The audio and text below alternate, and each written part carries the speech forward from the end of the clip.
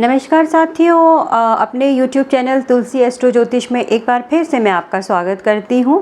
और राशियों की इस विशेष श्रृंखला में जहां हम राशियों के गुणों के बारे में बात कर रहे हैं, एक बार फिर से मैं आपको राशियों के गुणों के बारे में ही कुछ दुर्लभ और कुछ अच्छी जानकारियां देने के लिए आई हुई हूं। आशा करती हूं आपको मेरा वीडियो अच्छा लगेगा। और वीडियो शुरू करने से पहले आपसे एक गुजारिश करूंगी कि प्लीज़ मेरे इस वीडियो को लाइक कीजिएगा और चैनल को सब्सक्राइब कर दीजिएगा। तो आइए बात करते हैं राशियों के गुणों की श्रृंखला के बारे में कि हम कौन से उसके गुणों की बात करने जा रहे हैं। तो साथियों, हमने पहले भी राशियों के काफ़ी सारे गुणों के बारे में पता किया कि राशियां कितने प्रकार की होती हैं, उनकी आकृति क्या होती है, सम और विषम होती हैं, क्रूर होती हैं या फिर चर अचर और द्विस्वभाव राशियां होती हैं। उसके अलावा हमने ये भी जाना कि कौन कौन से दोष हैं जो इन राशियों से उत्पन्न होते हैं। तो आज हम बात करेंगे कि राशियों के वर्ण कौन कौन से होते हैं। साथियों, उससे पहले मैं एक बात और यहाँ पर क्लियर कर देना चाहती हूँ कि हम यहाँ पर किसी भी प्रकार की जातियों के बारे में बात नहीं कर रहे हैं, हम यहाँ वर्णों के बारे में बात कर रहे हैं। जातियों के बारे में यदि आपको जानना है तो आप अपने वेदों का, अपने पुराणों का अध्ययन कीजिए, वहाँ पर आपको विस्तृत जानकारी मिलेगी। लेकिन ज्योतिष में जब हम बात करते हैं तो जाति की बात नहीं करते हैं, वर्ण की बात करते हैं। तो जैसा कि हम जानते हैं कि 4 प्रकार के वर्ण माने गए हैं, क्षत्रिय, वैश्य, ब्राह्मण और शूद्र। तो राशियों का जो विभाजन है वो भी इन्हीं 4 प्रकार की वर्णों में किया जाता है। तो आइए जानते हैं वो कौन कौन से 4 वर्ण हैं जिनमें इन राशियों का विभाजन किया गया है। आइए बात करते हैं सबसे पहले क्षत्रिय वर्ण की। तो क्षत्रिय, जैसे कि नाम से ही आपको लग रहा होगा कि कुछ पराक्रमी और कुछ ऐसे लोग जो हमेशा युद्ध के लिए तैयार रहते हैं। तो इनमें कौन कौन सी राशियां आती हैं, वो हैं 1, 5 और 9, यानी मेष, सिंह और धनु। और हमने पहले भी जाना है कि ये अग्नि तत्व की राशियां होती हैं, विषम राशियां हैं और क्रूर स्वभाव का इनको माना जाता है, क्रोधी होते हैं, तो फिर इसलिए इनको क्षत्रिय हम मानते हैं। दूसरे प्रकार की जो राशियां हैं वो हैं वैश्य राशियां। अब इसमें क्या होता है, वैश्य कौन से होते हैं, 2, 6 और 10 राशियां, जिसमें हम समझ सकते हैं कि जो व्यापारी जो लोग होते हैं वो उस तरह की जो राशियां, जो लोग होते हैं वो इस तरह के कार्य करने वाले होते हैं। तो दूसरे प्रकार की जो राशियां हैं उनको हम वैश्य में डालते हैं। और वो कौन कौन से हैं, वो हैं 2, 6 और 10, यानी इसमें वृष हो गया, कन्या हो गया और मकर हो गया। तीसरी तरह की जो वर्ण हैं वो हैं ब्राह्मण वर्ण। और ब्राह्मण वर्ण में कौन से आते हैं, उसमें जल तत्व की राशियां आती हैं। जल तत्व अर्थात 4, 8 और 12। तो आप देख रहे हैं कि जो वैश्य राशियां, वैश्य वर्ण है और ब्राह्मण वर्ण है, यह दोनों ही सम राशियां हैं। तो सम राशियां अर्थात सौम्य राशियां जो हैं वो वैश्य और ब्राह्मण की होती हैं। अर्थात वैश्य भी या व्यापारी भी अपना कोई कार्य करेगा तो उसको सौम्यता से ही काम करना पड़ेगा। इसी तरह ब्राह्मण भी लड़ने झगड़ने का उसको हम नहीं समझ सकते, तो वो भी सौम्य राशियां ही उनके लिए मानी गई हैं। अंतिम प्रकार की जो राशि है वो है शूद्र वर्ण की राशि। तो जो हमेशा किसी न किसी काम में लगे रहने वाले लोग होते हैं, कर्मचारी हो गए या फिर माली जैसे लोग हो गए, किसी भी प्रकार का जो लेबर का कार्य करते हैं उनको शूद्र वर्ण में डाला जाता है। तो वह कौन सी राशियां हैं, 3, 7 और 11, यानी मिथुन और तुला और कुंभ। तो यहाँ पर एक बार फिर से मैं आपको कहूँगी साथियों, किसी प्रकार का विवाद नहीं होना चाहिए, क्योंकि ये जातियाँ नहीं हैं, ये वर्ण हैं। मान लीजिए किसी की जाति अगर क्षत्रिय है तो भी उसमें ये 4 प्रकार के वर्ण मिल सकते हैं। किसी की जो जाति है वो ब्राह्मण है, उसमें भी ये 4 प्रकार के वर्ण आपको प्राप्त हो सकते हैं। ये तो हो गई वर्णों की बात। आइए अब बात करते हैं कि कौन सी जो राशियां हैं उनको कौन सी दिशाओं का स्वामित्व प्राप्त होता है। तो साथियों, 4 प्रकार की दिशाएं होती हैं, पूरब, पश्चिम और उत्तर और दक्षिण। और राशियां कितनी हैं, 12 राशियां। तो हम इनको यदि विभाजित करें 12 को 4 से तो 3 आता है, यानी प्रत्येक दिशा में 3 राशियों का स्वामित्व होता है। इसको आप इस तरह समझ लीजिए कि जो पूर्व दिशा है, माना हम पूर्व की तरफ मुंह करके खड़े हैं, तो उस दिशा में कौन सी राशियों का समावेश है? 1, 5 और 9। और अगर हम पूर्व दिशा की ओर मुंह करके खड़े हैं तो दाहिने हाथ पर हमारा दक्षिण दिशा है और वहाँ पर 2, 6 और 10 राशियों का जो स्थायित्व है वो होता है। हमारी पीठ के पीछे पश्चिम दिशा आती है और वहाँ पर 3, 7 और 11 इन 3 राशियों का स्थायित्व होता है। हमारे उल्टे हाथ पर जो उत्तर की दिशा है वहाँ जल तत्व की राशियाँ होती हैं। तो जल तत्व की राशियाँ 4, 8 और 12। इसको हम ऐसे क्लॉकवाइज भी समझ सकते हैं। मान लीजिए हम पूर्व दिशा की तरफ खड़े हैं और हमने वहाँ 1 नंबर लिखा यानी मेष राशि। उसके बाद दूसरी सीधे हाथ की तरफ हम जब क्लॉकवाइज चलेंगे तो वहाँ हो गई 2 यानी वृष राशि, दक्षिण दिशा।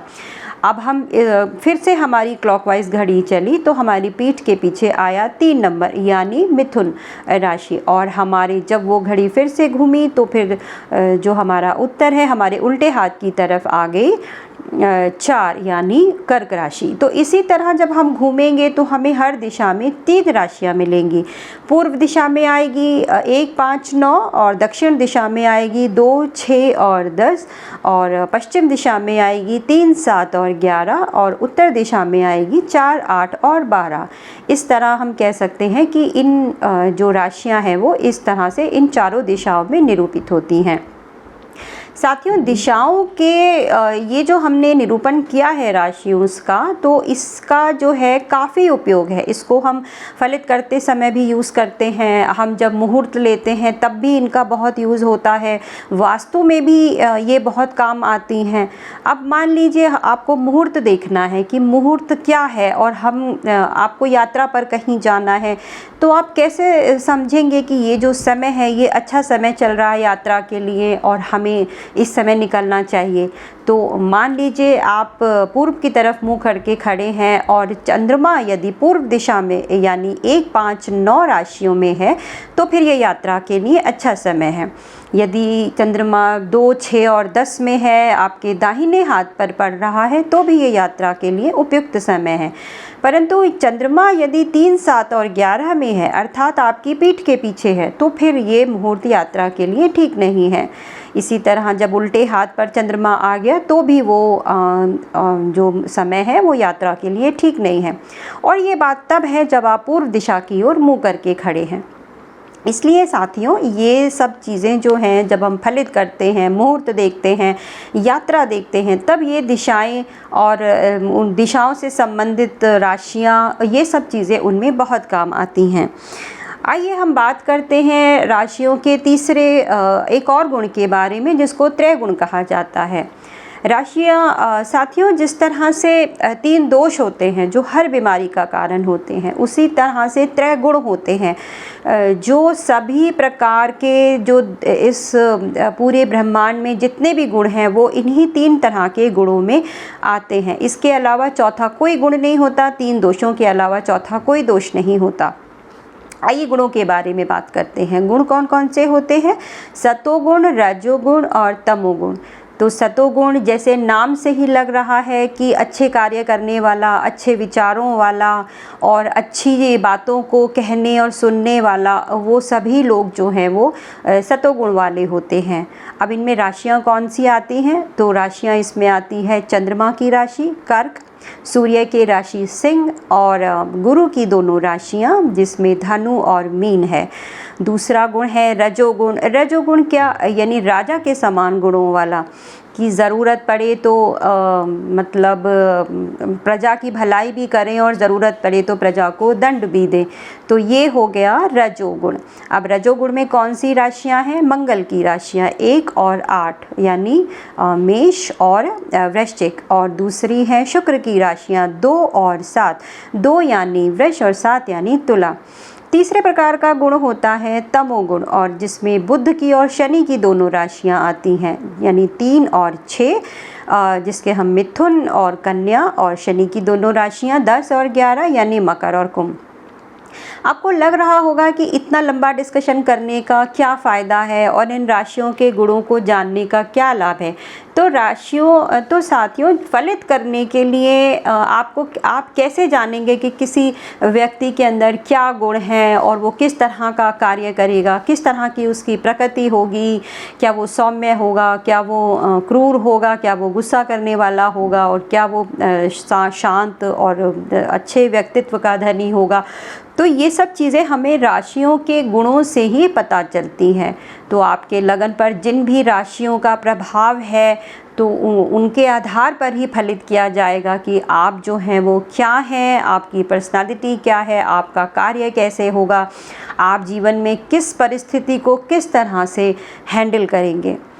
और एक बात और है कि साथियों यहाँ पर हम सिर्फ अभी राशियों के गुणों की बात कर रहे हैं, ग्रहों की बात नहीं कर रहे हैं।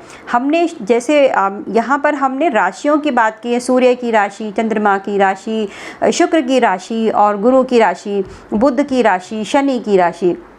अभी हमने इन ग्रहों की बात नहीं की है, उनके गुण हम तब पढ़ेंगे जब हम ग्रहों की बात करेंगे। अभी हम सिर्फ राशियों के गुणों की हम बात कर रहे हैं। तो आप सोचिए कि मान लीजिए जो शुक्र है वो तो एक सौम्य ग्रह है और गुरु है वो भी सौम्य ग्रह भी है और सबसे ज़्यादा वरदान देने वाले ग्रह हैं, सबसे ज़्यादा सुख देने वाले ग्रह हैं। परंतु यदि वह बुध की राशि में हो और शनि की राशियाँ में हो जो कि शुद्र प्रकृति की राशियाँ हैं, तो फिर आप कैसे फलित करेंगे, कैसे जानेंगे कि इस ग्रह का क्या प्रभाव होगा। इसीलिए राशियों के गुणों को जानना बहुत ज़्यादा ज़रूरी है। ये सबसे बेसिक लेवल की बात है कि जब आप राशियों के बारे में अच्छी तरह से समझ लेंगे तभी आप ग्रहों के गुण और किसी भी भाव में ग्रह के होने और उसका किस तरह से वो बैठे हुए हैं तभी आप अच्छी तरह से किसी भी जातक का फलित कर पाएंगे। तो साथियों आशा करती हूँ आपको मेरी ये वीडियो अच्छी लगी होगी। यदि अच्छी लगी हो तो प्लीज़ मेरी इस वीडियो को लाइक कीजिएगा और शेयर कीजिए, सब्सक्राइब कीजिए। ज्योतिष संबंधित कोई भी जानकारी चाहिए तो नीचे दिए हुए नंबरों पर कॉल कर सकते हैं। जन्म कुंडली विश्लेषण, टैरोट कार्ड रीडिंग करवा सकते हैं।